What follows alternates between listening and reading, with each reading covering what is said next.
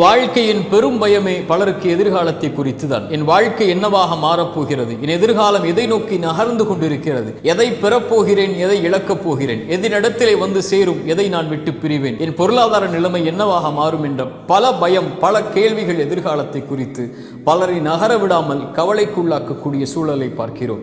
இறைத்தூதர் நம்முடைய மனதை ஆற்றக்கூடிய வார்த்தைகளை சொன்னார்கள்.